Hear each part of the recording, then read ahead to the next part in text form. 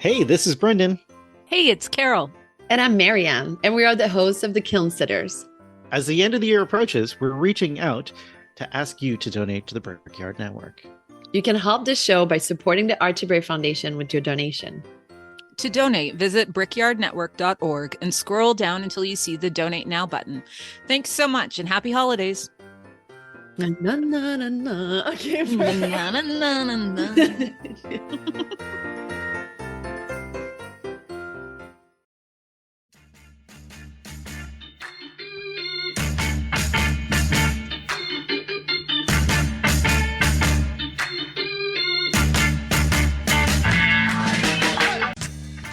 Welcome to the Tales of a Red Clay Rambler podcast, featuring interviews with culture makers from around the world. This is Ben Carter. I'm going to be your host. If you'd like more information on the show, please visit our website, talesofaredclayrambler.com.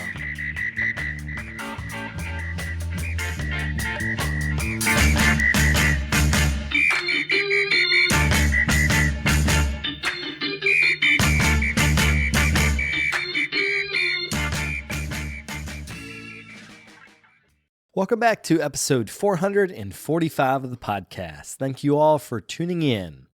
Today on the show, I'm talking with Canadian artist Don Candy. In this interview, we talk about the concept of potential energy in nature and how you might capture that through drawing. We also talk about the balance of making labor-intensive work and how to keep that work affordable. If you'd like to see examples of her work, you can go to littlesister.ca. Also wanted to mention before we get to that interview that I am having a holiday sale and would love for you to check out the new work that I have available.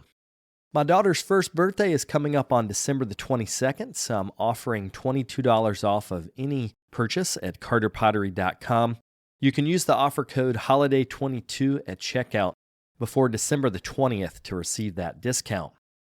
If you're looking for a podcast-related gift, you can visit talesofaredclayrambler.com, where you'll find our 10th anniversary t-shirts, posters, and water bottles. As always, thanks for listening, and let's get on with the show.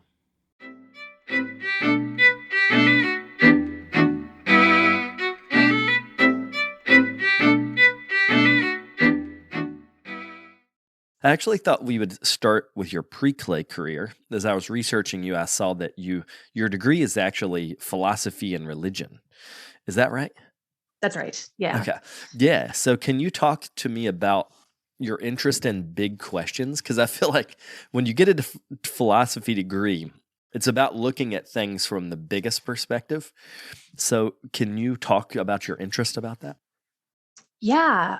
So I've always been interested in learning about different cultures and religious practices. Even as a kid, my reading material was mythology and fairy tales, folklore, that kind of thing. And then when I went to university, I believe I started out as a history major and was taking different classes. And I took religious studies. It's an academic discipline. It's not theology based. And I just really fell in love with it. And I found that the history that I was interested in really focused on sort of religious aspects as well.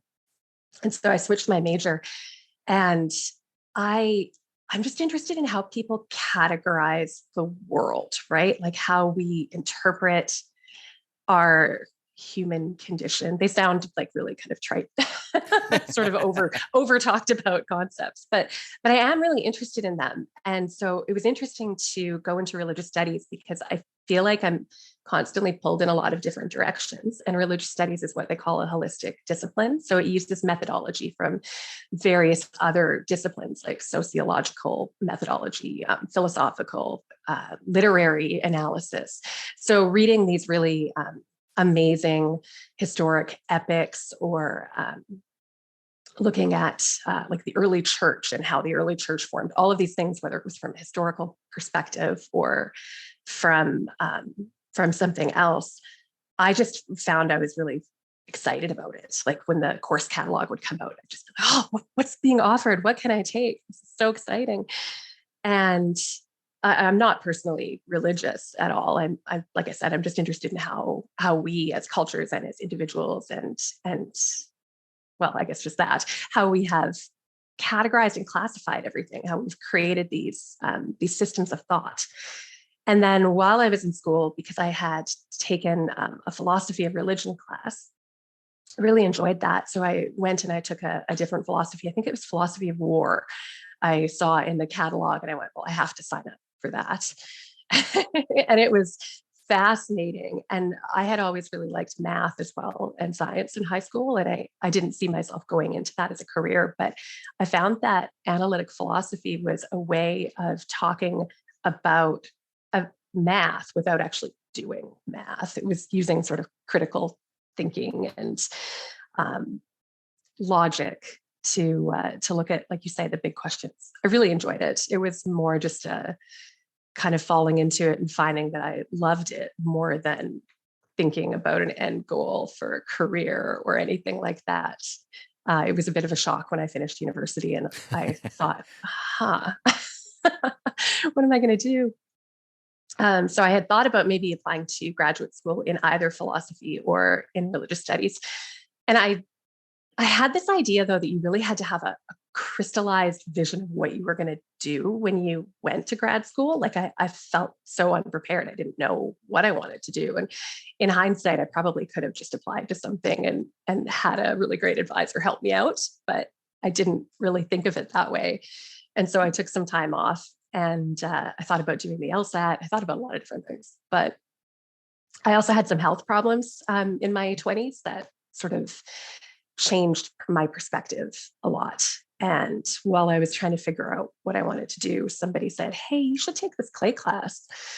And for me, listening to your podcast, I've heard so many people tell similar stories, right? You just get hooked so quickly because it is a pursuit where you can think about big questions, but at the same time, it's so absorbing in its minutiae. Like you really have to think about how to make these things survive through the kiln and what you want to do on the surface and how you can build these forms. And I just got really absorbed. I feel like I'm rambling a little bit. No, it's rambling is in the title of the show, so feel free to ramble on. Right. Well, when I'm thinking about philosophy, it's I had one of my friends describe it. He said you can get deep enough in the sort of practice of philosophy as an academic discipline that the way he described it is your feet float off the ground and you no longer exist. And it was really talking about the ability to lose yourself, but also maybe lose the world because you're so big. And I remember talking to Carter Gillies, who's a potter in Georgia that's no longer with us, but he had been doing a PhD in philosophy, and he actually stopped the PhD and started clay because he needed something to bring him back down. You know, like he needed some focus. He needed sort of an ability to put the world in perspective within his hand's reach so that it was not just all the big questions, but the small questions like how does the slip in the clay fit and how to, like concrete things. So did you find that once you found clay that it focused you in a different way than say the philosophy or the religion studies? Yeah, I think it did. I think I would absolutely agree with what Carter said. I think that my brother has a background in math, actually. He's talking about mathematicians having that same kind of phenomenon. Like when you get into these higher levels of math, you're not really present in a physical sense anymore. And I do really think that I'm in my head a lot. Like I really needed something tangible and concrete. And like you said, something where you are getting your hands right into it and figuring things out in a physical dimension. I do definitely agree with that. I don't actually know a ton about existentialism, which is interesting. I mean, I know bare bones about existentialism, but the school that I went to focused on analytic philosophy, which is a lot more scientific method based. But it's still kind of the same idea where you look, I wouldn't say it's like a global perspective, but it's almost like a boring into something perspective to the point where you lose track of what you're looking at as well. It's kind of a diffuse thing to try to talk about and put into words, but I think I know what you mean. So I wanted to also talk about your family because you come from a big family, right? Are there five of you? How many kids Yeah. are in your family? Yeah, there's five of us. So I actually know that because I was searching back through your Instagram and I saw this picture of you with your siblings on this amazing couch from the 60s. And actually, I want to talk about the siblings, but I also want to talk about the couch because it's this overwhelming pattern that's kind of a floral on floral pattern and it's really intense. And the picture is all of you guys sitting on that couch. So I kind of have two questions here. One is, how do you think being in a family of that many siblings helped define you? And also, do you think you are influenced by the aesthetics of that couch? Because that couch, I swear that I have had a couch exactly like that at some point in my family. Like it looked so familiar to me that I felt like I was looking at a picture of my brother and I or my cousins all on the same couch. So I had this like funny thing looking through your Instagram this morning. Oh, that's wild. Yeah, I remember that couch. That was the couch, I believe, at my grandma's place. And we had a couch that was almost identical in our own home, but the pattern was slightly different. And I remember as a kid, it always kind of bothered me a little bit that the one wasn't the same because it was so close. They were really similar colors, but I think the one at my grandma's was more clustered than the one that we had. Ours was slightly more refined. But still in that, and I'm sure you can picture the fabric too. It's that kind of nubby, sort of fake velvet velour kind of feel. Totally. I did love that couch. And I think a lot of those patterns really did influence me. We also had this crazy geometric linoleum in our kitchen that I used to like to sit and kind of line up the visual patterns for myself and kind of, I don't know, play counting games with it. It's kind of strange. I'm kind of stalling on the question about my siblings because I'm not sure. I guess in a way they did, I do think of myself as part of a group, and I always have because I'm the youngest. And we grew up in a small town and our last name is Candy. Like there aren't that many of us. And so as soon as somebody would meet you and say your last name, they'd immediately say, "Oh, you're Kelly Candy's little sister. Oh, you got to be James Candy's little sister." And so that's partly where my, well, not partly, that's wholly really where the name for my pottery came from, is defining myself as part of this group. But also I like to think about a little sister being kind of scrappy and, going out and questioning, trying new things. So I guess that really does speak to how they would have helped form my identity. We were like a little pack though, kind of running around in the neighborhood, and it was a different time where you could just run around until the sun went down and then head back in.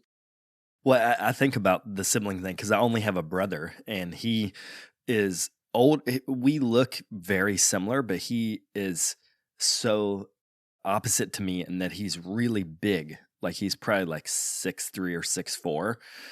So he has a massive presence.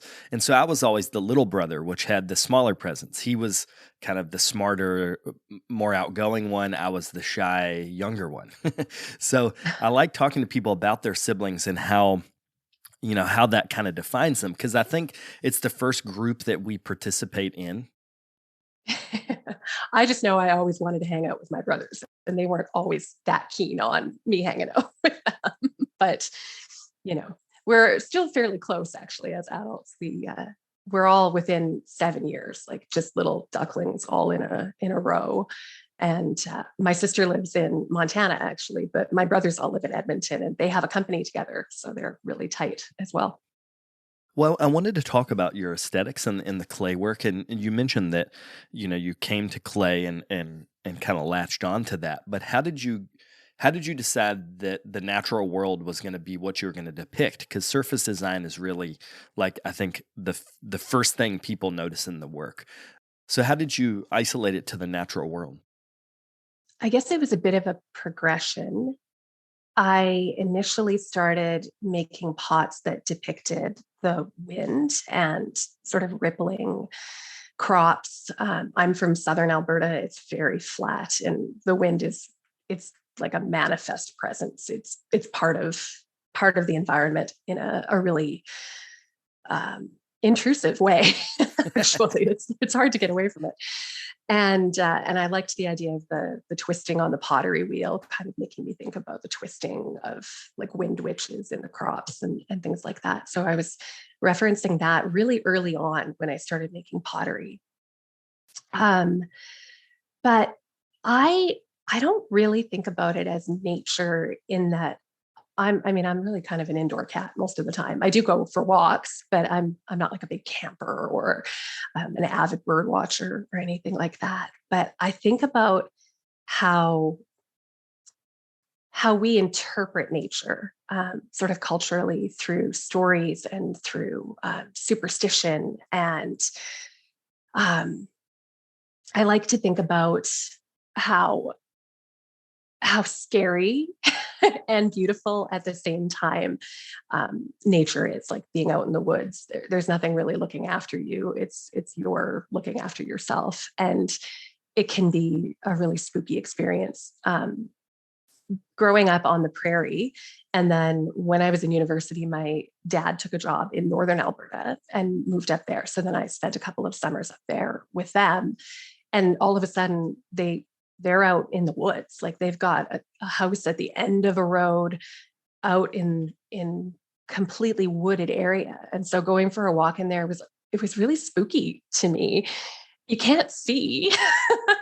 And the light is constantly shifting as it's trickling through the leaves. And you'll hear lots of things like rustling and birds, and then all of a sudden nothing. So you're like, wait, what happened? Why did everything stop? So I like to think about the unsettling nature of nature. That sounded funny. The unsettling aspects of nature, and how we use them symbolically. Like birds, I think about as little messengers, and I'm interested in potential energy.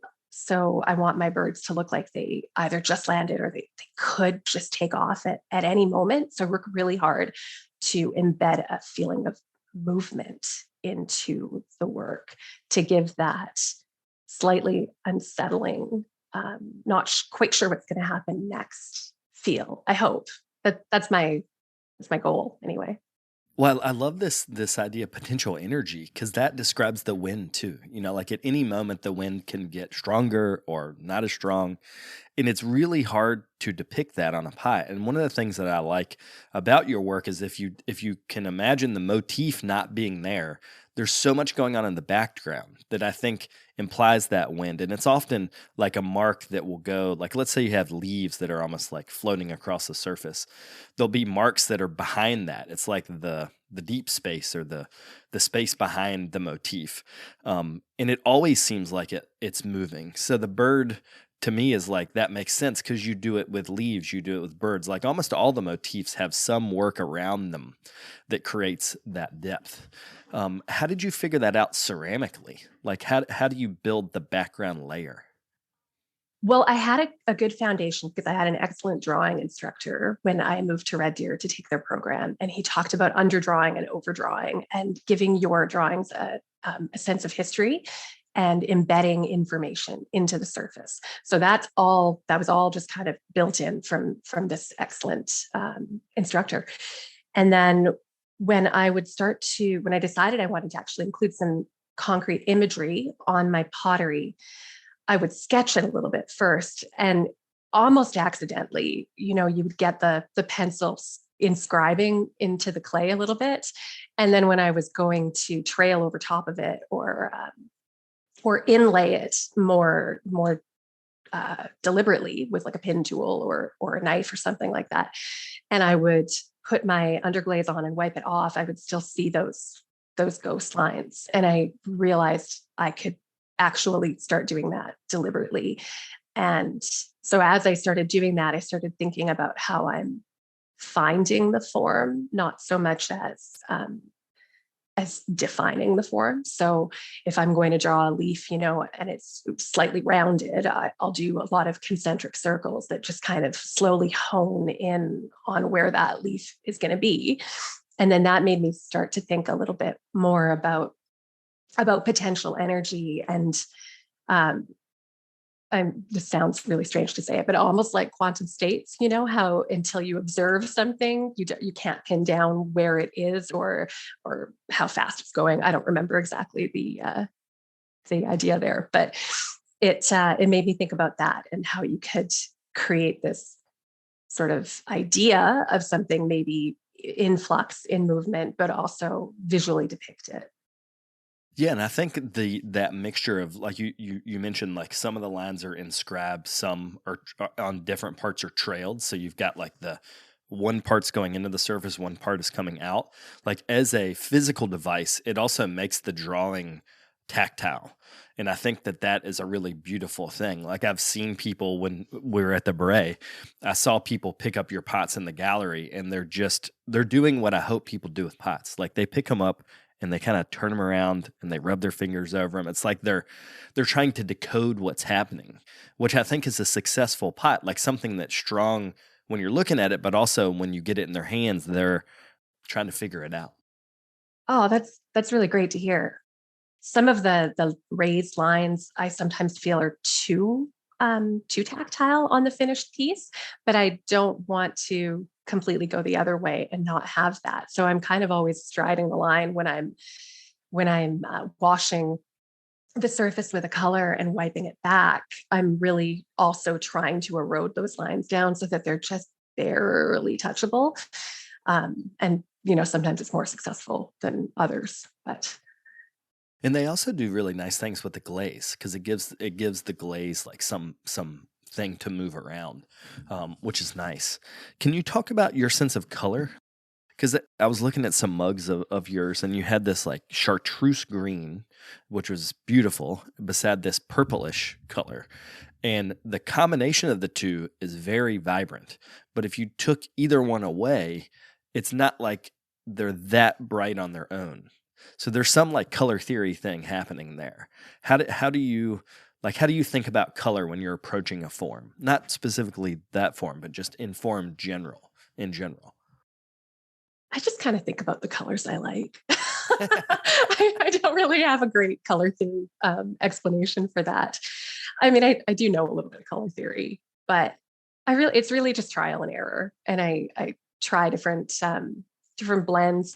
I always want to be surprised when I open a kiln. I think a lot of us are like that, right? And I'm electric firing, so there's limited opportunity for that. So using the bleeding blues gives me some of that, right? That sort of fills in some of my need for a little bit of a surprise when I open the kiln. But also the colors. When I first started, I would kind of meticulously track my blends. So that chartreuse, for example, might be like 1/3 intense yellow and 2/3 Paris green from this other company. And then I would write that on the bottle, and then I can recreate it. And I think that's important it's important information to have, but then when I'm actually making the work, I just start putting colors on my palette and just smearing them around and making new colors while I'm painting, because I want to I don't want to know exactly what the work is going to look like when I get it out of the kiln. Is all of the color at the underglaze stage, or is some of it glaze color as well? Most of it's at the underglaze stage. Every once in a while, I'll use one of my liner glazes on the outside just to try to create a little bit more softness. And then I do have some matte glazes that I use on the outside a little bit, but the color is really limited there. They're like an ivory and a pale gray. I'm really jealous of matte surfaces because I need that bleeding blue to really kind of do some of the work on my imagery. I really love it. I don't want to get away from it, but I hate photographing my work. It's so shiny, and you really have to worry about that. And I find that the pottery that I'm drawn to is usually a really sort of seductive satin matte surface, but it's not what I make. Well, I think about it like the difference between like frosting on a cake and a drizzle of honey on a cake. Like I love the frosting on the cake look, but I too tend to make glazes that look more like honey. It's water, like I want glaze to look like it's melting like water. And I think you're talking about your runny blues, where the glaze will go over like I guess it's a blue or black underglaze, and it bleeds out and does this like beautiful vertical thing, which is so nice. It really gives it some energy. Yeah, and I do like the idea of thinking about it like water or like trapped in panes of ice too. You know, a lot of the leaf imagery that I do, I want it to look a little bit, just a little bit unreal, right? Like my leaves aren't perfect. They're usually sort of flattened, and they make me think of that old book of pressed fairies. I remember seeing that when I was a kid, and so the idea of kind of trapping them under a layer of glass, I like that idea, and it really suits the work. But then I want to make matte work too. I want to do it all. We'll be right back after a quick word from our sponsors. Hi, I'm Cammie, the purchasing manager at Amico, providing you with everything you need for clay. This episode is brought to you by Amico Brent. Find your favorite Amico glaze or Brent equipment at your local distributor. Happy glazing!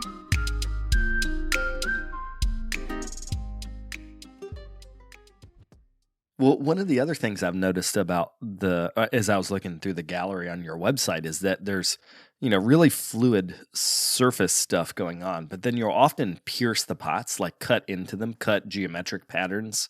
So you're removing the negative space, like either on the edge of a plate, or I've seen some of your kind of like vase flower brick type things that either the top or the bottom section has that. It's kind of like lattice, almost like you're cutting lattice into the work. Both of those things are super labor intensive, both the surface design and like cutting out parts of the pot. So how do you think about labor, kind of the inherent value of labor? Because you seem definitely attracted to it. Yeah, I feel like it's part of me. Like I have to do it because it's what the work kind of wants, in a strange kind of way. I'm trying to set up, we talked earlier about setting up like a foreground and a background and having depth of surface, and having pierced elements in a vase, I think further intensifies that so that you can see through to the stems coming up and yeah, it's a ton of work, and I lose a lot of work when I do the piercing because I'm not very good at it. So I'm getting better, I think, but it is a lot of work, and I genuinely try not to think about it. I try not to think of it in a really efficiency-based way because I think it takes some of the joy out of it for me. And I worry that I will start to make work that I'm less excited about if I start thinking about too much about how much time is going into something versus what you can get back for it. There is a woodworker here in town. We were talking about labor and that kind of concept. And he was saying that there's a real joy in making a lot of the same thing after a while, even though you feel like you constantly want to be making something new and challenging yourself with every piece. He said, you kind of have to pay yourself back for the time that you put into learning something and getting a facility with it and being fluid with it. And I like that. So I make a lot of the same forms, and then I give myself a lot of permission on the surface, to just, if an idea comes to me, then I just follow it and see if it ends up being something. So I have a lot of weird pots that come out of the kiln that don't end up being anything. But I made a promise to myself that if I have these sort of what if moments, then I will try really hard to do them, even if I'm under a lot of pressure to make work that I know is going to turn out, or at least I have a pretty good idea is going to turn out fairly well. Yeah, and it's that risk reward, I think we have to take risks, or like you said, it's like it becomes, you didn't say this word, but it almost can become boring, like that there's just like not enough emotional skin in the game. But then also unloading a kiln where like a ton of it is cracked or, stuck to the shelf, like that is such a disheartening feeling. So there's some balance in between, as the pendulum is swinging between one and the other. Yeah, I think so. And I also find that if I'm going to have some idea that that's going to happen. It's going to happen while I'm making the work. So making repetitive work, I think, frees your mind up a little bit to come up with variations on a theme. And so while this sounds a little bit too cut and dried, but while you're paying yourself back by making pots that you are pretty sure are going to come out the way that you expect them to come out, and there's a real joy in that, it's also leaving a little portion of your brain free because you've made that work before. And so you have or at least not that exact piece, but you've made that type of work before. So you have the opportunity to kind of riff a little bit in the back of your brain while you're doing it. That idea of thinking through working, like that as you work, more ideas will come. I feel like that's a real similarity with people that put their clay work in the craft category versus the fine art category. And I don't know if those distinctions are that helpful. I mean, I feel like people spent like the whole 80s and 90s arguing about craft and art and all that. But I do like the idea that you can depend on craft, meaning like, if you sit at the table and you're decorating that day, that something good will happen. Even if you're starting off, you've like spilled your coffee that day, you're having a shit morning, you didn't sleep good last night. If you can just get to the studio and trust that the craft part of the practice will push you forward. Like I get a lot of comfort in that. And I too just know, like I just got to start working and some new idea will happen along the way. Yeah, I don't think I've thought about it exactly that way. But yeah, there is sort of a dependability upon your abilities. I don't think dependability is a word, but you can you can depend on if you just get to work, right? Instead of waiting for some thought to happen. Even when I sketch things out, because I do sketch ideas out in my books, I don't find that as valuable as just trying something on a pot. It just doesn't, let's say I do it and then 3 weeks later, I have the time to try this new thing. It's gotten a little bit stale. I listened to an interview with an author not that long ago, and she talked about how when she's in the middle of writing a novel, she's scared to stop because she's worried that if she takes a 2-week vacation and comes back, it's going to feel kind of dead. And when she talked about that, I realized that's kind of how my sketchbooks feel. Like I can go back and look at them, but I don't really feel this burning desire to do what's in them. Yeah, it just feels kind of like work then. You're just doing something that you already thought about. So as we're recording this, it's December, the early part of December, and we're leading up to the holiday season, which is, for all of us potters, it's like an intense time. What is your workflow? Like, how do you plan when you have an exhibition or plan something that you have to work towards in the future? Do you make like all the simple pots first and then make the complex ones? Or how do you work through the flow of getting ready for something? I do typically make mugs and bowls and things like that. Like you said, the simple pots first. And then I try to have some pieces that are a bit new, right? Something we just talked about how you can't just force that, but I do try to give myself an opportunity to play on some of the larger pieces. And I do need deadlines. So I do try to set up like a specific deadline to get work made. I'm making work anyway, but I feel like my natural pace is not conducive to a really great income. So I need to have some deadlines to keep me really focused and kind of going hard in the studio on occasions. I do teach as well. I teach some community classes, and so they're usually 8 to 10 weeks long. And at one point before COVID, I was teaching something like 5 or 6 a week, which takes up a lot of time. So then, those periods of time are less productive in the studio, but then the chunks of time in between sessions would give me, a full days to work. But now after the pandemic, I'm not teaching that much anymore. I'm teaching like 3 classes a week, which is ideal. I really, really like it. And it gives me an opportunity to work for a full half day in my studio before I go and teach. And I really like teaching. I feel like I like teaching for a lot of reasons, but when I get in there, I I'm not worried about, do I need to mix up a glaze right now? I need to have this stuff drying? Like, you know how much multitasking there is in pottery, and then it can be overwhelming, especially during a really busy period. But when you walk into the studio and you can't do any of that, or like the teaching studio, all you're there for is to give the people that are taking these classes a good experience and try to give them as much knowledge and help as you can. It's like a relief in a strange kind of way. It's just like one focus for that period of time. I completely got off track from what you asked. But That's all right. It actually made me think about another topic, which is Red Deer. Can you talk about what that community in that area is like? Red Deer's kind of different. We're a pretty big city, but we're sort of classified as rural because we're sandwiched in between Edmonton and Calgary, which are both big cities in Alberta. So we're over 100,000 people, but we don't have a lot of facilities that you would think a city this size would have, because it's an hour drive to Edmonton or an hour drive to Calgary.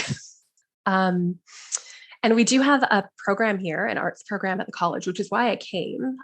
When I took that pottery class up north and fell in love with it, after a while, I was just pestering everybody with a billion questions at this little fine arts center in this little town. And they finally said, you need to go to school for this.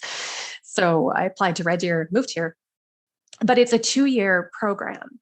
And so, people leave, right? We don't have as many people staying in the community as you would in a place that had the full 4-year degree. So people either go to ACAD, or I guess it's AU Arts now in Calgary, or, any number of other places in Canada or even the States to finish their degree. And yeah, so I think that takes a bit of a toll on the community. I'd love to see them have a 4-year degree at the college. I think they are working toward it. This is where Trudy Gali teaches, right? Yes. Yeah. Because I actually had a friend of mine when I lived in China. He came to work with Trudy all the way from China. And we had some good laughs over him, like adjusting to Canada after living in Shanghai. He had lived in Shanghai, I think, most of his life. And it's massive, and Red Deer is smaller. But I didn't realize 100,000 is pretty good. I mean, that's a city. Do a lot of people come to school, or for that little, I think it's like a summer residency? What do you know what I'm talking about? There's some program that international people come to. Series, I think, is probably what you're talking about. Yeah. So that's through the continuing education department. And I keep wanting to call it the college, but it is now a polytechnic. And yeah, so those are week-long courses. I took a class there from Julia Galloway. Josh DeWeese came up. I took a class from him. So you're right, it does attract people from internationally. And it's so great because it's a 5-day intensive. It's amazing how much you can absorb and do during that period of time. So I wanted to swing back to the financial part. Can you talk about the financial part of being in Canada, or being in your part of Canada, and selling pots? Because it feels like I see your work in the States a pretty good bit.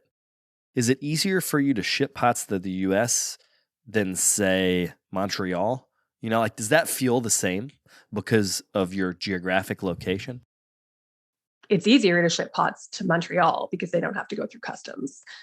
Not that that's an issue. We seem to be covered under whatever trade agreement is currently in effect. But there's more people in the States, right? So it's just I think it's just a numbers game where there's just going to be more customers in a larger base than there is in Canada. I do sell work at a couple of galleries in Canada, and it sells well. But when I put work up on my website, I'd say 80% of the people that buy it are from the States. Yeah, and I also noticed the price of your pots. I was looking at the shop this morning, is relatively low, considering that it has to be shipped across the border.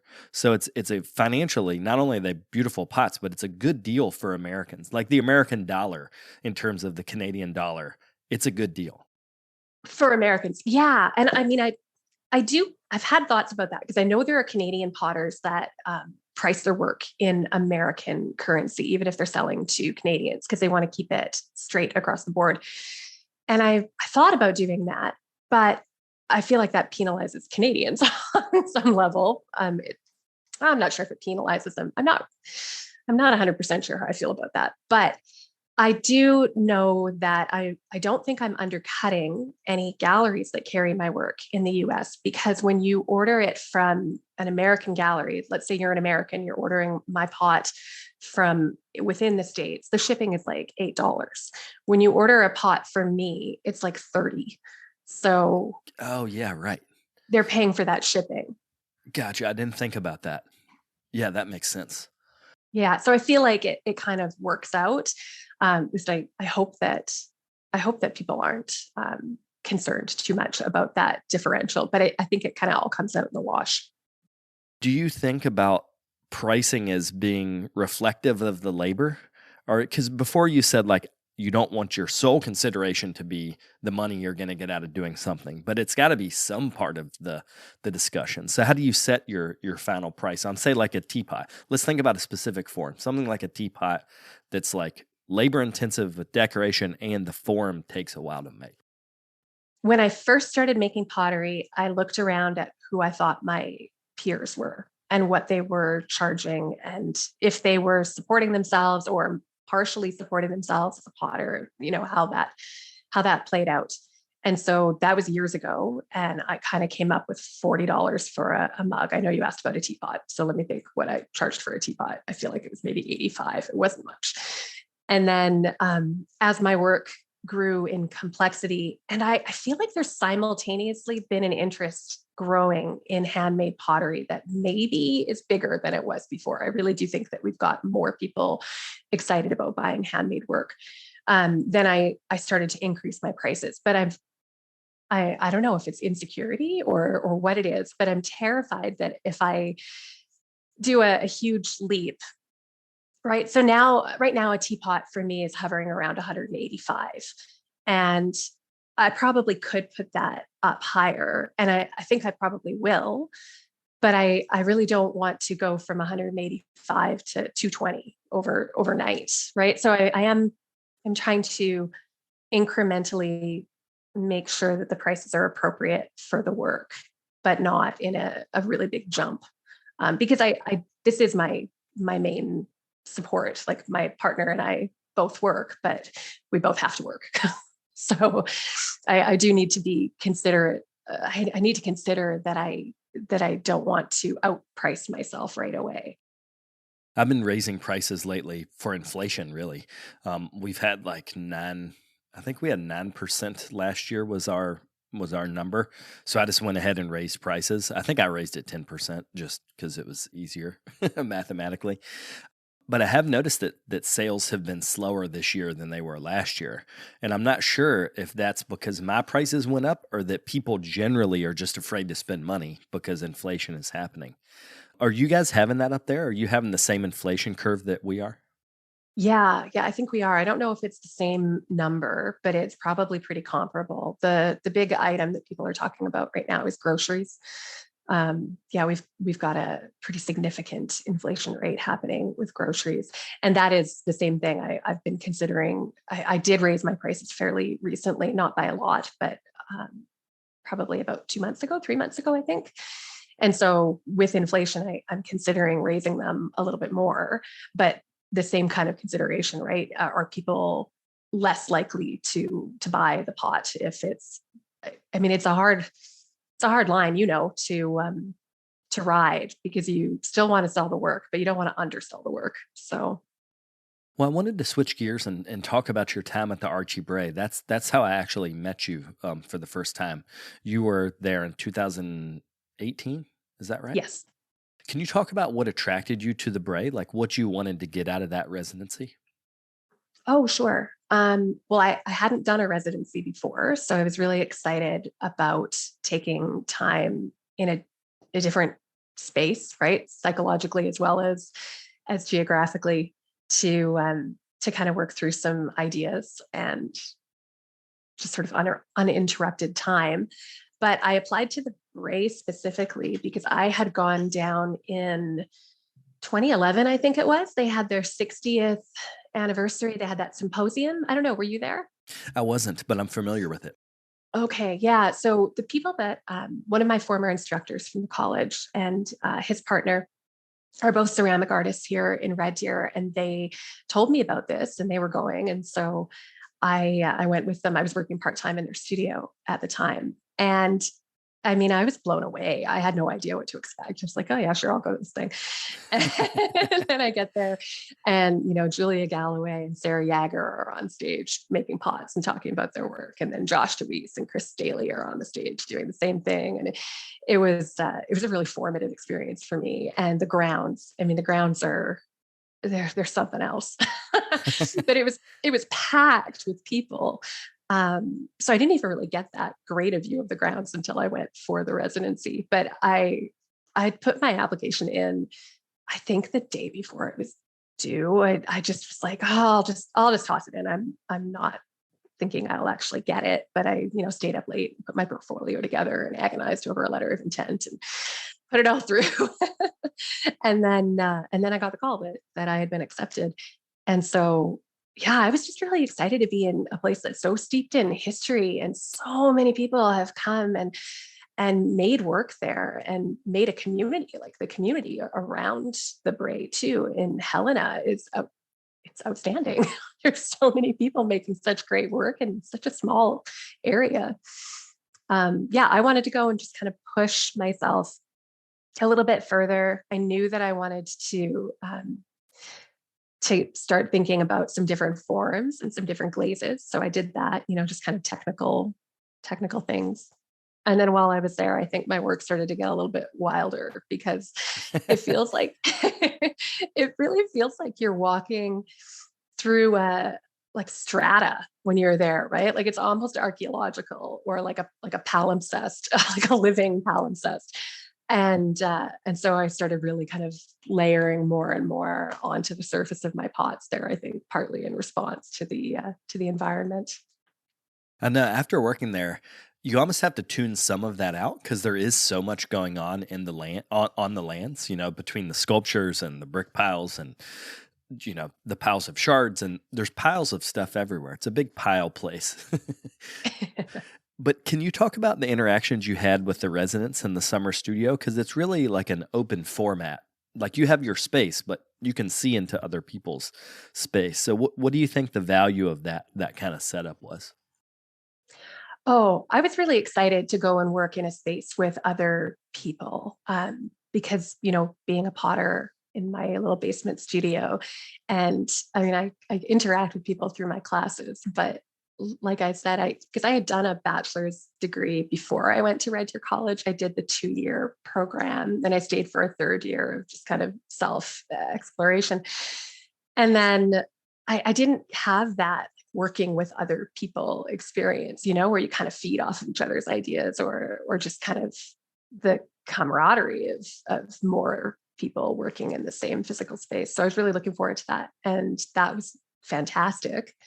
The only thing is that when I applied specifically asking for August, September, October, which is when I went, because I had teaching commitments in July and June. And if in hindsight, I think I would have just taken the week and driven back up and done the workshops, right? Both times, but it didn't really occur to me. So I had asked for a fall residency. And so I showed up when everybody was kind of at the peak in that summer studio of making their work and like, how am I going to ship my work home, and like building crates and, finalizing everything. So people were really quite busy with that kind of stage of being in a residency, not so much the sort of the beginning kind of feeling your way around kind of thing that I was doing. So actually when I got there, it was a little overwhelming. There was just so much going on that I thought, I'm just going to put my head down and make some work for a little while. I just worked solid for like probably 2 weeks. And then slowly kind of slowed down, and I went for walks on the grounds and felt like I was getting my bearings a little bit. But, just kind of landing right into that environment it was pretty intimidating to begin with. Well, it's a little bit like being like a musician in an orchestra when everyone else is getting to the crescendo, and then you're like in the side piece playing a violin, some softer melody. Yeah, it was different. And it was great though, too, because I was there sort of at this sort of like a transition period, right? So the summer people were finishing up and leaving, and there was myself, and then Lynn Peters was another person who was there for the fall. And there were two other people who were scheduled to come, but I was, excited that we were going to have this fall cohort, and they both unfortunately had to cancel. So it was me and Lynn in this big studio. But we did get to meet a lot of the long-term residents as they were leaving, and then a bunch of new long-term residents came at that time too. So it was nice to kind of maximize how many different artists we were able to connect with. One of the things about Canada, just geographically, is that all the clay places are kind of spread out. It's not like you have like 3 universities, even in the same province, that are clay schools. They're kind of, one's West Coast. I'm thinking in my head, a couple are East Coast. You guys are in the middle. I guess Medalta's in Alberta, so that would be a similar thing. But I'm trying to place, like, as a Canadian, do you automatically want to go to the U.S. for a residency, or are there other options that are kind of closer to home? I can't really speak to whether there's a lot of options. I haven't seen a ton. I remember there was one that I was looking at just before the pandemic in Toronto that I wanted to apply for. But then now that things are kind of getting back to normal, I went onto their website and they don't offer a flex one anymore. And I'm not in a position where I can just, like, my partner and I own a home, and like I can't go for a year or somewhere. So for me, it's like 2 months max. So if I were looking for a long-term residency, I think there's probably a lot more options in Canada. And as a Canadian, I'd rather spend Canadian dollars being worth their full value. That was one consideration about living in Montana I think I was there for almost 3 months, was that, your dollar just really doesn't go very far. I think it was 70 cents on the dollar at that time. But Helen is also really pretty affordable. So it wasn't too crazy, but I can't imagine going to try to stay, somewhere a little bit more pricey for 3 months and spend my dollars there, unfortunately. I am actually headed down to Medalta this year for May and June, which I'm really excited about. So then I'll actually have second residence experience that I can compare to the break. Well, to wrap up, do you have anything coming up that you wanted to plug in terms of like exhibitions or even just your shop so that people could buy work? Oh, sure. Thank you. Yeah. So I am planning on doing a shop update just before Christmas. So I'm hoping for the 14th.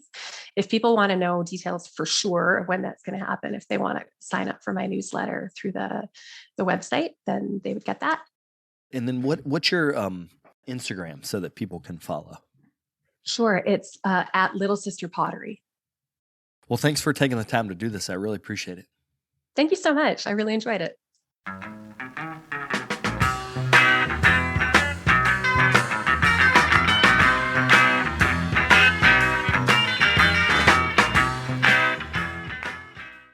I'd like to thank Dawn for coming on the show. It was a pleasure to chat with her.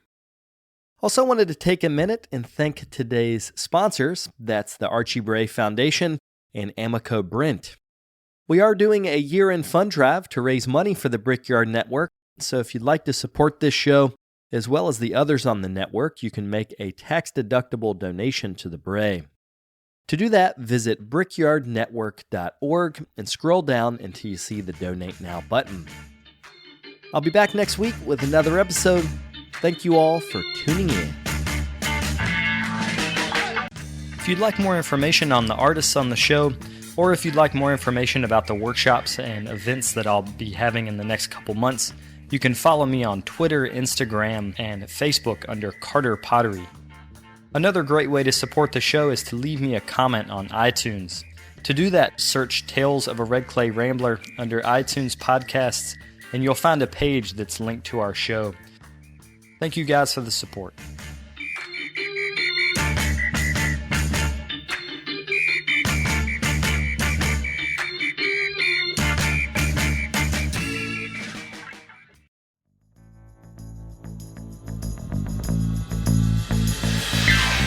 This podcast is a production of the Brickyard Network, an extension of the Archie Bray Foundation for the Ceramic Arts. To find out more about our lineup of ceramic podcasts, visit brickyardnetwork.org.